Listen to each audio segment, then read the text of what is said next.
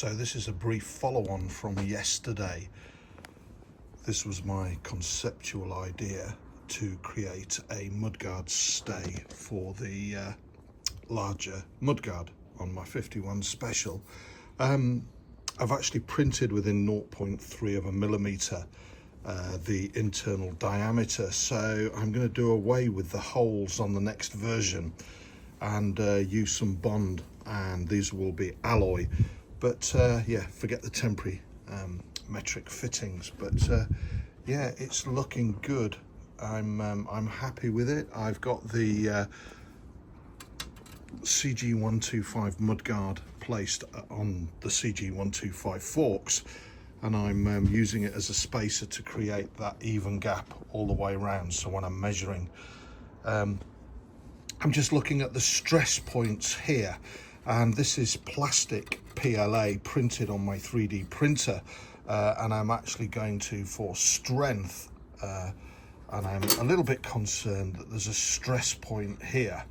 I'm going to consider printing in carbon PLA, which is extremely strong and obviously lightweight. And I had even considered on making the carbon PLA mudguard stay all the way along. Why not? Why am I using steel or alloy when I can use some 21st century technologies to create this part?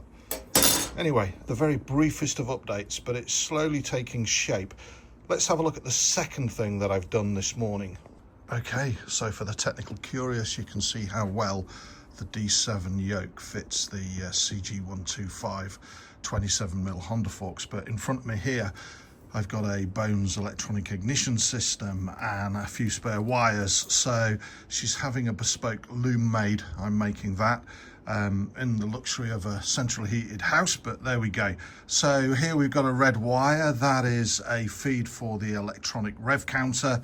Black and red, that's the battery charging circuit, and there'll be a bespoke battery carrier in this void here. I have a D7. I have a D7 engine in at the moment, but I've got a D14 engine to go in, and that won't allow me to fit, unfortunately, the original battery box.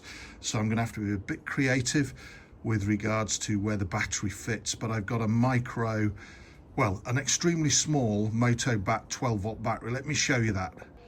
So we can see there the dry mock-up of what I'm proposing. That is a 12-volt Motobat battery that I'm going to print a battery box for, and you can see how it's going to attach. It's going to have inbuilt to the battery box a female aperture to go through the seat bar, which will be finished off, and then it will have a base that will go on here. And I'm using 12 volts essentially for my LED lighting and my USB charging for the many electronic devices that I carry when I'm out filming.